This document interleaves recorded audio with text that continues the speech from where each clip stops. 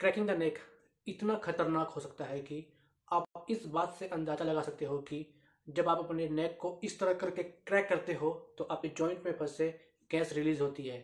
जिससे एक साउंड निकलती है, जिसके कारण आप बार बार अपने गर्दन को इस तरह करके मोड़ते हो। लेकिन दोस्तों, कभी कभी ये आपके लिए रिस्की भरा हो सकता है, क्योंकि जब आप अपने गर्दन को अगर जोर से गलत एंगल में मोड़ देते हो तो आपका ब्लड वेसल्स जो है वो डैमेज हो सकता है, जिसके कारण टाइनी टीयर्स बनते हैं। और ये टाइनी टीयर्स ब्लड क्लॉट के कारण बनते हैं, जिसके कारण ब्लड की सप्लाई ब्रेन तक नहीं हो पाती, जिसके कारण स्ट्रोक हो सकता है।